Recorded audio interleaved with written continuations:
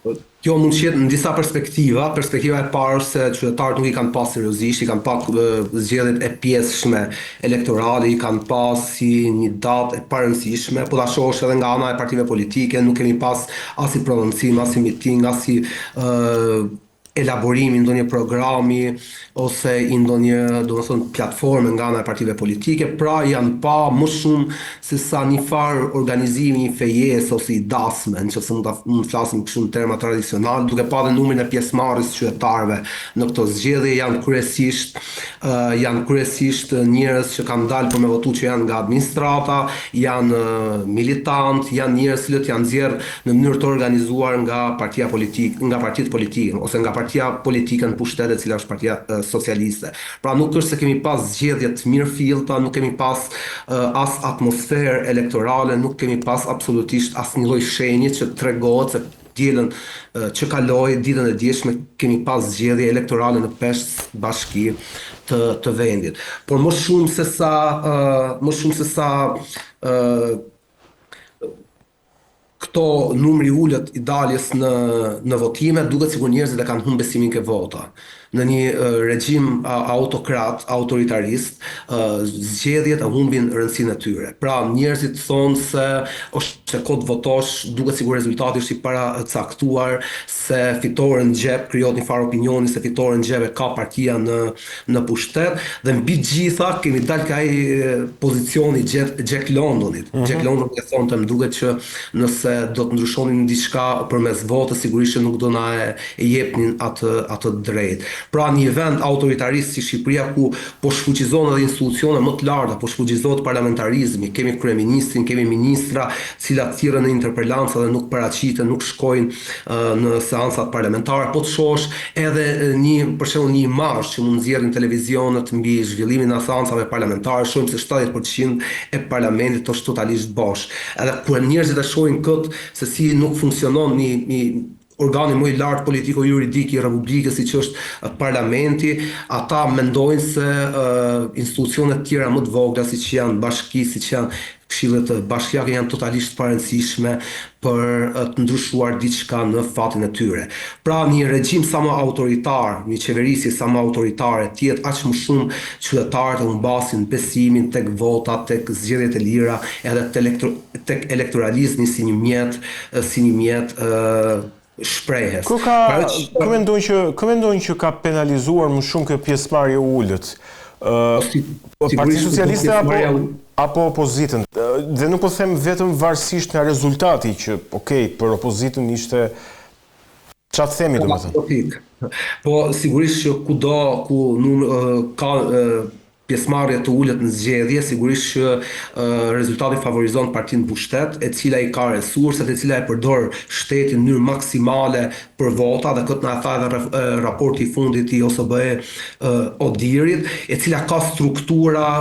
domethënë qoftë shtetërore, qoftë politike, qoftë parapolitike, përmes cilave i nxjerr njerëzit në votime. Kudo ku ka pjesëmarrje të lartë njerëzve në votime, dalje të lartë njerëzve në votime, aty rriten edhe shpresa për ndryshime pozitive politike. Sa më ulët jetë pjesëmarrja, aq më shumë tregon se këto janë vota dhe pjesëmarrje konjunkturale dhe strukturaliste, dhe që nuk ka fare lidhje me demokracinë dhe elektoralizmin e vërtet. Para çfarë bën përshtypje e gën, është numri shumë i ulët i daljes në votime në këto qytete të mëdha. Për shembull 12% Vlora. Vlora është një qytet cilin Partia Socialiste Edi Rama e shet ose e tregon si një farë bastion i madh, si një farë perle me dheut, si një farë imazh i vogël në cilin përmes cilit do projektohet edhe e ardhmja, domethënë e nesërme e Shqipërisë. Dhe fakti se ka pas vetëm 12% njerëzve që kanë dalë në votime në Vlorë, një qytet ku interesat janë shumë të larta, ku përplasja midis banorëve, komuniteteve dhe oligarkisë dhe politikës në lidhje me burimet e ekzistencës së tyre, siç janë uji, siç janë tokat, siç janë pronat, tregon se në Vlorë, edhe qytetarët e Vlorës janë totalisht të zhgënjur, edhe nuk kanë besim tek politika. politika. Madje duket sikur në Vlorë është instalui farë partie shtet, ku partia në pushtet do më thënë i fiton zgjedhjet vazhdimisht pavarësisht se pjesëmarrja në votime, jo vetëm këto zgjedhje, po t'i shohim gjitha zgjedhjet e fundit, 3-4 zgjedhjet e fundit, sa vije edhe bie, do më thënë. Në këtë kuptim, në qytetet ku ka më shumë potencial, ku ka më shumë, do më thënë, edhe Beradhi për shembull, që është i qytet ku qeveria mburret si farë perle të turizmit, ku ka kryer investime të mëdha, shohim edhe këtu i dalje shumë të ulët të njerëzve në votime. Ndërkohë sa më thellë, shkosh sa në bashki sa më periferike, në bashki sa më rurale, ku edhe këto lidhjet e tradicionale, edhe ku janë më të forta, edhe kontrolli i njerëzve nga ana e partisë shtet janë edhe më të forta, shohim se kemi i dalje të Unë kam një pyetje, Klodi. Çfarë e bën Lëvizjen Bashk të besoj, se kam parë disa deklarata, çfarë e bën Lëvizjen Bashk të besoj se nëse do të kishte zgjedhje edhe në Bashkinë e Tiranës, pjesëmarrja do të ishte e lartë në mënyrë domethënëse, se tash varet, po e lartë në një mënyrë domethënëse. Mund të ishte edhe ulët, ndoshta. Çfarë bën të besoj të kundërt? Sepse Tirana është qendra,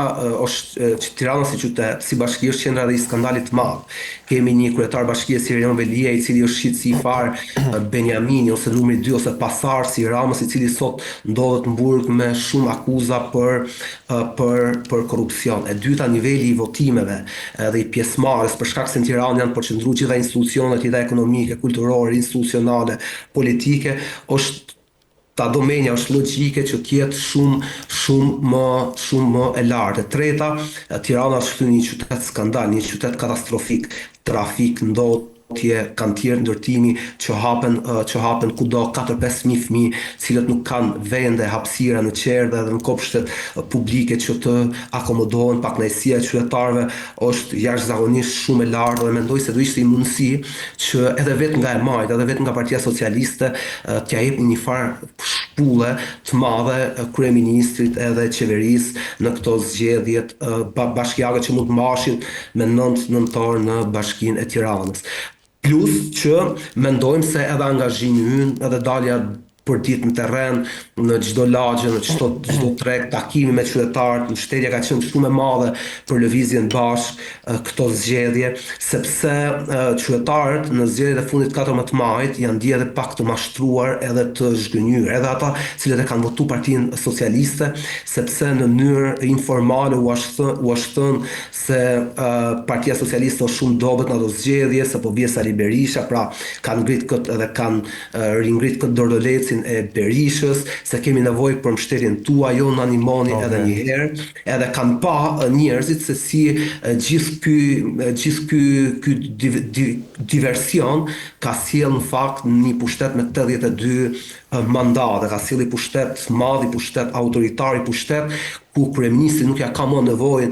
as ministrave, as deputetëve të grupit vet parlamentar, madje edhe as qytetarëve të cilët e kanë votuar dhe kanë punuar për Partinë Socialiste, jo prej vitesh, po edhe prej dekadash. Megjithëse Partia Socialiste ka pa edhe sondazhe për Bashkinë e Tiranës, nuk ka qenë kurrë më ulët për Bashkinë e Tiranës. Duke marrë edhe parasysh se qyteti i Tiranës është qytet i polarizuar, kuptimin është opozita dhe pushteti janë gjys për gjys. Pra qyteti i Tiranës nuk është i qytet bastion për partinë pushtet. Ama çudia në këto zgjedhje janë Vlora edhe Berati. Pra dy qytete të mëdha të rëndësishme historike për ekonominë, për trashëgiminë kulturore, për njerëzit edhe urbanizmin e tyre dhe dalja e këtyre njerëzve në votime është shumë pak edhe erëzonat propagandën e qeverisë për investimet e mëdha dhe transformuese që ka bërë ajo në këto qytete. Për këto tepelen matë së rrik kuptohet e ndonë, edhe nuk ka ndonjë surprizë në këtë pikë. Mirë, duhet të flasim edhe për një çështje tjetër që ka të bëjë me ligjin për barazinë gjinore që u miratua të premte në parlament, si nga ana përmbajtësore e tij, ashtu edhe nga ana procedurale, dhe ku opozita në fakt i ka kundërshtuar të dyja këto. Për sidomos të dytën patjetër edhe për mungesë transparence. Por Lëvizja Bashk, Klodi, duket sikur ka mbajtur një qëndrim asnjë anës në këtë rast, si analizon ti këtë gjë? Lëvizja Bashkë ka abstenuar në ligjin për barazinë gjinore, por nuk ka marrë qëndrim asnjëanës. Në fakt, më shumë sa abstenim, ka qenë një farë refuzimi i gjithë atij cirkus edhe asaj shfaqjes së shëmtuar që na u dha në parlament. Në njërin anë refuzuam një qeveri e cila kaloi një ligj për barazinë gjinore, ndërsa gjitha tendencat edhe gjitha treguesit e qeverisë së saj tregojnë se është një qeveri e cila po e dëmton në mënyrë pakthyeshme pozitën e gruas në shoqërinë tonë. Është një qeveri e cila përmes amnistimit prave të pista po mbyll me 10 fabrika dhe po nxjerr me mijëra gra të papuna në periferitë e vendit, që do dalin të papuna, po kanë jo vetëm papuna, po edhe pa mundësinë për të ripunësuar sërish. Është një qeveri e cila thotë se do të marrë parasysh mënyrë edhe do të studiojë punën e papaguar të grave në shtëpi, që është i koncept shumë i lartë dhe i avancuar i drejtave sociale dhe lirive themelore të njerëzit. Megjithatë, është një qeveri e cila refuzon që të llogarisë, caktojë me ligj minimum një etikë i cili do ta përmirësonte në mënyrë të ndjeshme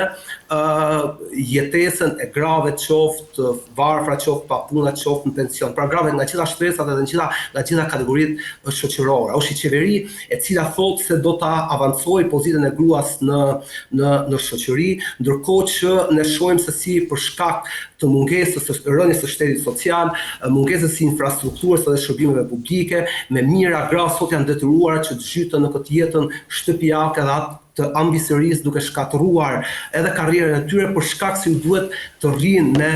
fëmijët e tyre, sepse nuk kanë qerdh ose kopshte publike ku mund t'i çojnë ato. Janë 4.000 deri në 5.000 fëmijë sot në Tiranë, të cilët nuk kanë vend në kopshte dhe në qerdhet publike për ta, dhe janë detyruar qoftë mamat, nënat, qoftë gjyshet që të rrinë me ata. Është një qeveri e cila thotë se do ta njohë punën e papaguar të grave, edhe ndërkohë që ne kemi shembuj duke marrë parasysh edhe Kosovën, ku qeveria i shpërblen gjyshet që merren edhe për kujdesen për nipërit, ndërsa këtu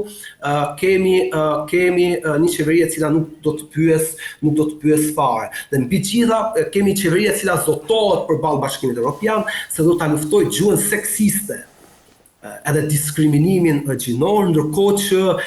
ajo vetë është fabrika e cila gjeneron edhe e cila prodhon në mënyrë të vazhdueshme më shumti gjuhë seksiste. Kryesisht me Edi Ramën, cilën ne e mbajmë mend se si në zgjedhjet e kaluara elektorale bullonte edhe tallej edhe po qeshte me gjuhë agresive, domethënë dhe mizogjine, gjitha gratë e forcave kundërshtare politike. Pra në njërin anë ne refuzojmë këtë cirkun feminist, një forcë politike e cila i ka grumbullu votat edhe ka grumbullu pushtet duke bashkëpunuar me segmente kriminale, cilat e vështirësojnë edhe janë pasuruar duke shfrytzuar trupin e grave. Një qeveri e cila qeverisja e cilave shkon totalisht në kundërshtim me avancimin e pozitës gruas në shoqëri. Në anën tjetër ne kemi edhe qeveri ose forcat opozitare, të cilat duket sikur nuk e kanë lexuar fare ligj, nuk ju intereson fare ligji, nuk merren me parimet themelore të ligjit, sepse ligji ka disa parime pozitive, po sërish në rrafshin deklarativ, ama është nguju në përhapjen e frikës, është nguju në keq interpretimin edhe keq informimin e opinionit publik. Duke refuzuar me këtë votën tonë asnjëanse ose abstenimin tonë, ne kritikojmë edhe mënyrën se si qeveria e solli në parlament këtë ligj. E solli shpejt, e solli pa konsultim publik, i hapi gjitha televizionet të oligarkëve edhe të klientëve të vet, për gjithë teoricienët konspirativist, për gjithë kalorësit e rrem të apokalipsit, dhe një ditë bukur e solli dhe ja imponoi parlamentit ligjin. Dhe mbi gjitha, ligji për barazinë gjinore u instrumentalizua, qoftë nga pozita dhe qoftë nga opozita, për të fshehë votime të tjera, siç ishte votimi për hartimin e komisionit për ligjin territorial edhe për reformën elektorale, ku qoftë pozita, qoftë opozita në një akt pa precedent i bashkuan unanimisht votat. Dhe ky ligj i dytë është ligji i cili dëmton seriozisht jetën politike dhe institucionale të Shqipërisë. Është i ligj i cili përflitet se do t'i shkatrojë me 10 bashki të vogla sot në Shqipëri, të cilat janë gjallë dhe e gëzojnë një farë dinamike dhe një farë vëmendje për shkak të ekzistencës së buxhetit edhe të administratës publike. Pra, ky komision i kësaj reforme përflitet se do t'i ul bashkitë e Shqipërisë nga 60 bashki në 30 bashki. Dhe mbi të gjitha, pozita dhe opozita u bën bashkë që të vendosë një kod të ri elektoral, i cili do t'ja u pamundsoj forcave të reja politike pjesëmarrjen në parlamentet e ardhshme përmes ngritjes së pragut kombëtar, përmes uljes në 100 të numrit të deputetëve, përmes krijimit një farë monstre politike dhe totalisht në kundërshtim me traditat tona politike edhe shtetërore, siç është Senati, pra i ligj i cili e cimenton sistemin dypartijak edhe establishmentin e vjetër politik në Shqipëri. Ligji për barazinë gjinore u instrumentalizua nga të gjitha anët, u instrumentalizu nga pushteti për ta paraqitur veten në sytë e ndërkombëtarëve si forcë progresiste, kur ne e dimë se kjo qeveri është rezultat i bashkimit gjitha forcave reaksionare